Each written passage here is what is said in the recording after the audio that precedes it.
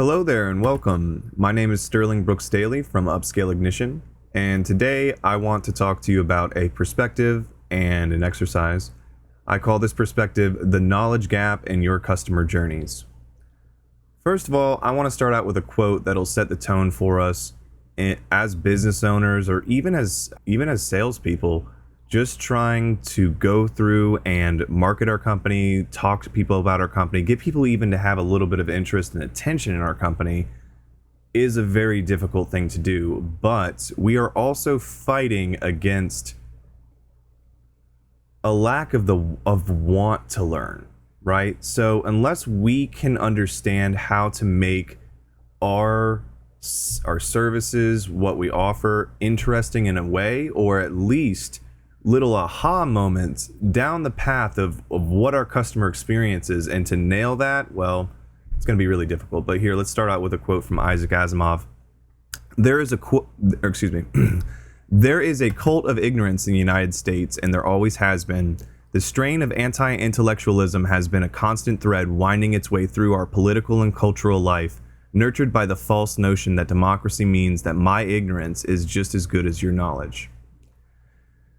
And essentially, again, we are not only fighting against the sapping of attention spans because our devices are getting ever so much more interesting and good at keeping our attentions, on top of just seemingly mounting stresses of modern life, whereas everything is supposed to get more simple, yet it seems a bit more complicated somehow. Anyways. So there's a lot of fatigue. I mean, nobody wants to learn things when maybe some people do, but I don't think the majority of people want to learn things when they're tired. Life is really dragging them down. So anyways, my goal here is to visualize the knowledge gap with you guys that we all face in business, and to show how customer journey mapping relates to this and can be used effectively in this way, right? So here we are, the great knowledge gap. Here's your client. Here's you. Here is the gap of knowledge of what you know as an expert in your business, of doing this for X amount of years, or at least being far more knowledgeable than your client is, if you've been doing it for a short amount of time. But the thing is that even at the end of, say, me doing operations consulting or AI implementation or automation or something, my job isn't to teach my client everything that I know to the point. As a matter of fact, I would if I could. I love to teach, I love to learn, but it's just most of them, they are focused on their business, they are good at what they're doing, and again, I'm good at what I'm doing, and that's why we're here. But no, the main thing is that to proceed in the proper sale or the proper service and to have great customer service does not necessarily mean that you have to teach your client everything in this knowledge gap. So the question comes up, it's like, okay, that's true. If this is true and you're following me, then what do you need your client to know, and how efficient can you be with that? So here, let me dive into some of these. As I mentioned, knowledge gap is everything that you know as an expert versus what your client doesn't know. And of course, especially as it pertains to the sale, and not even just the sale, but everything that leads up to the sale, I should say, is more important. What I'm going at here. So my personal knowledge gap, to put this practically, so we have a good example here. Again, Upscale Ignition, operations consultant. We streamline business operations. We start by flowcharting, get everything documented, find the bottlenecks, then we attack the problems together. Now, that's just a real quick thing. But my main thing is that most people don't know what operations consulting is, or how that even practically helps them in their business. And to be honest, there's a lot of ways that it practically can help in the business. That's the problem. So what is the knowledge gap or knowledge gaps in your business is what I want to ask you here. I would highly recommend actually writing this out, thinking with even better, you know what?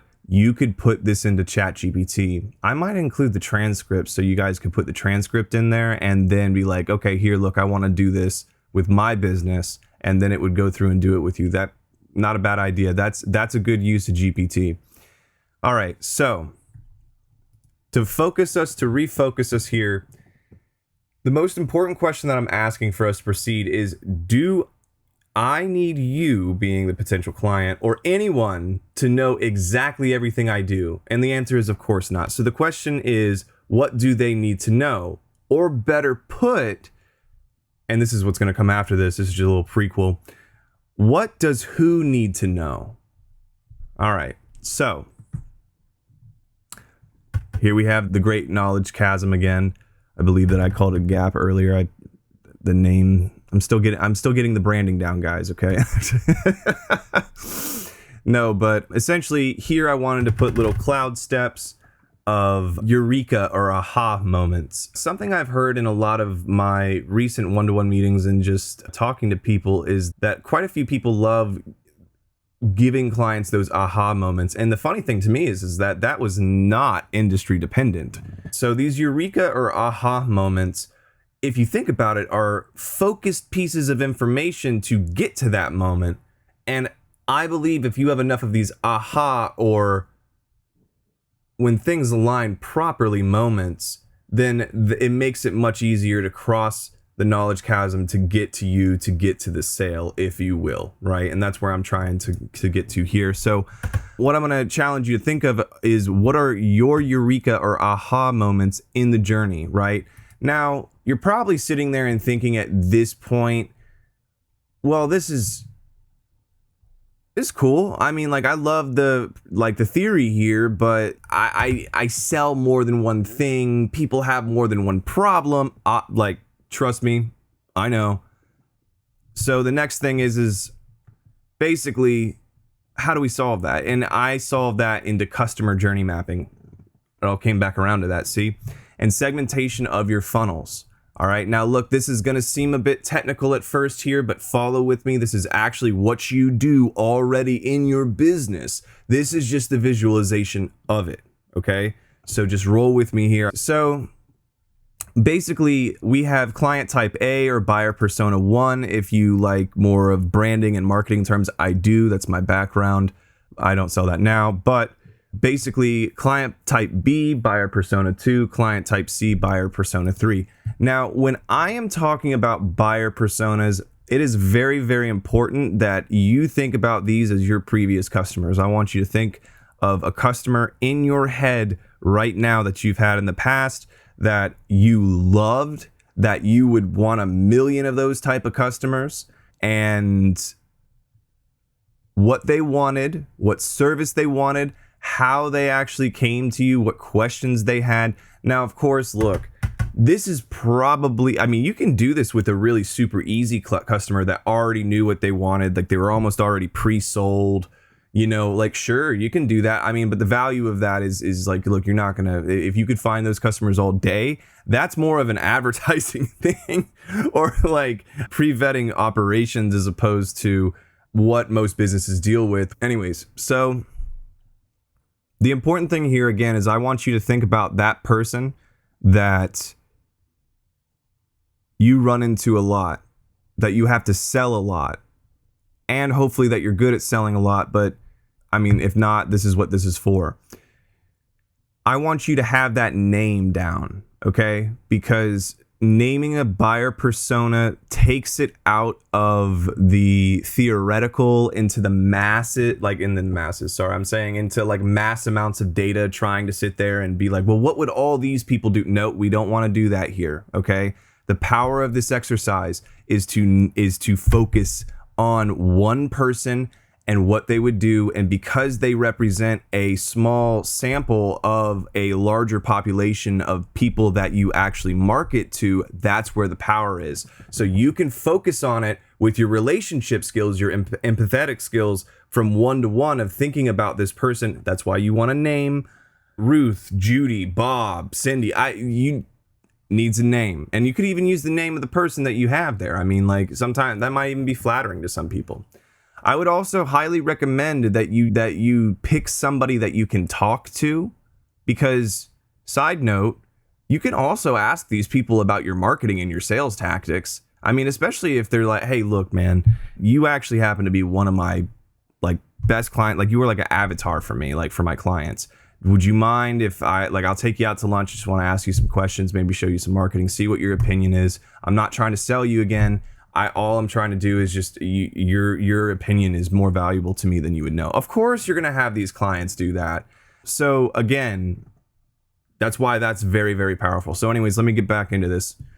Basically here though, I wanted to show that you gotta take what's in your mind and put it on paper here. You're gonna have multiple different client types. You're gonna sell different services. They're gonna want different things. There's gonna be different paths. You are not going to be, I mean, if you want to write out every path, I mean, you can definitely do that. Then you're gonna be more psycho than me. And I love that. I'm all for that. You know, hit me up definitely because we could talk.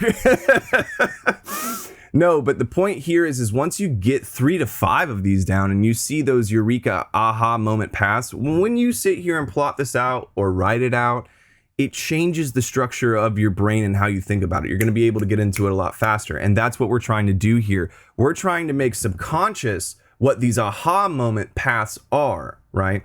All right, so let's keep going here. So, I'm sorry. So client type A to, buyer persona, getting down into you, right? And these, I want to be clear, by the way, these are funnels. Like I'm trying to represent funnels here. So, hey, look, here's a wider thing.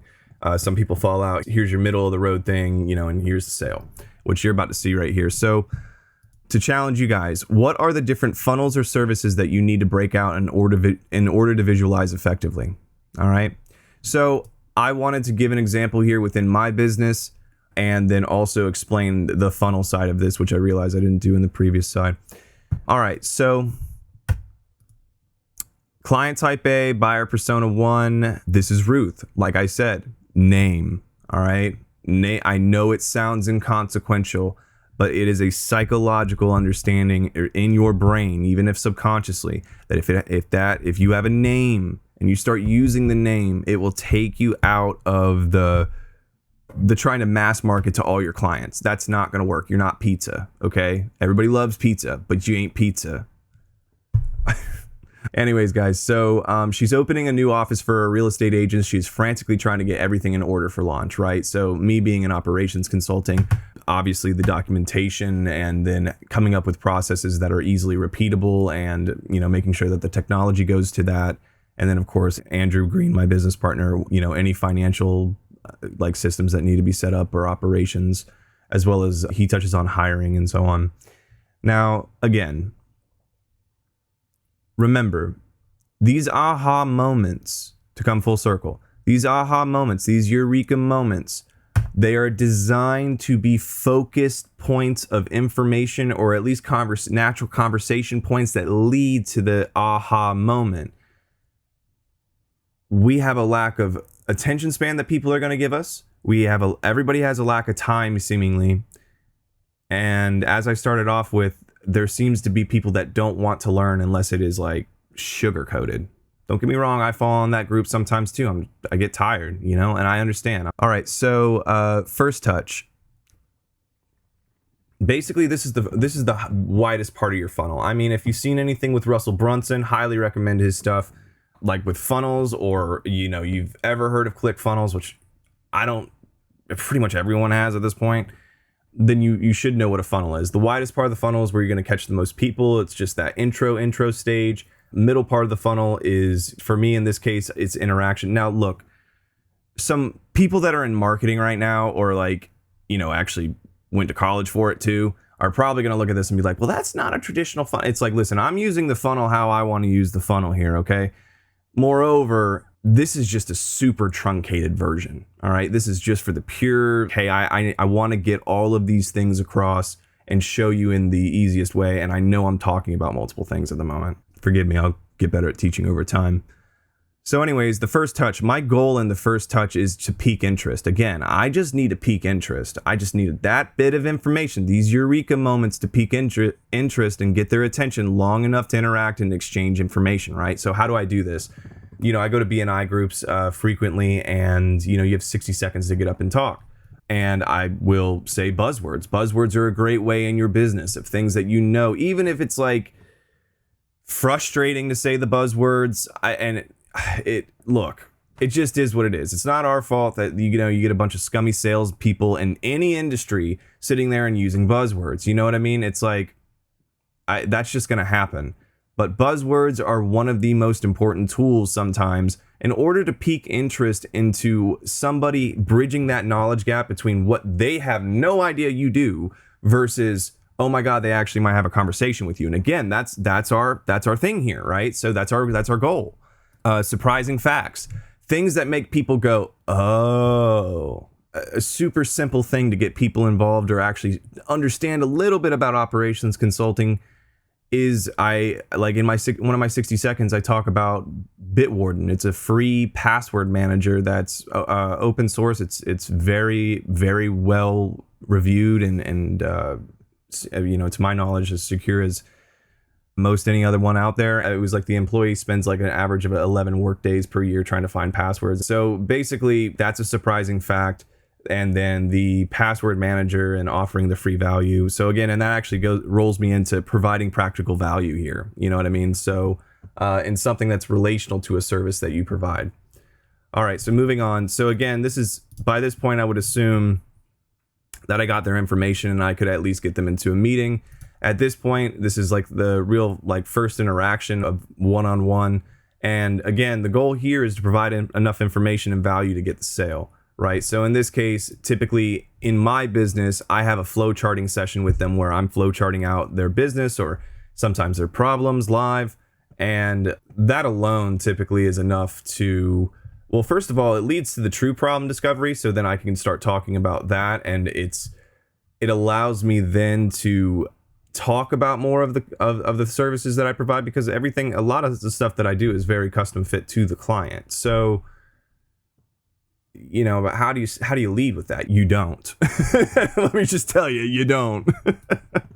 So, and then anyways, so moving into now, and again, the flow charting, I realized, is a aha moment that does give enough value and information of working with me as well as leading to the problem discovery in order to get to what's next, the sale. And again, this is only for one type of buyer persona that I'm like, okay, hey, look, I know that somebody who's just opening an office or somebody who's, going to start hiring staff soon, or like a lot more staff, or they're complaining about their onboarding process, or, these type of people fall into Ruth, right? So like they're Ruths. By the way, I love building flowcharts. Super easy to do. I mean, like, guys, this is not, I did this in like 20, 30 minutes. So, actually, hang on.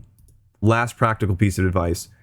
Do you have a place in your notes or notebook where you can keep track of those aha moments as they come up? So let me make this practical for you guys, because I feel like that's always the most important thing, is like, how do you guys do this in your own business? Listen, first of all, if you think that you're going to sit down and plot all these out, and first of all, if you can, you're better than me, okay? I applaud you. But I would say the majority of people, the best thing to do is to keep note of, whenever you think of that client that you want, have your notebook nearby and write down everything that you can remember of what you said, what was interesting to them, the aha moments, everything, however you'd like to do it. Moreover, better yet, have that notebook nearby. I highly recommend like Notion as a note-taking app, but have it nearby so you can keep note of the exact, okay, that made them go, aha. There we go.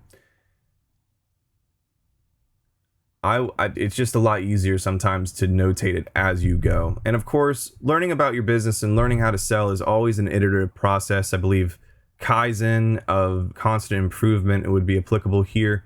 But I did want to mention that this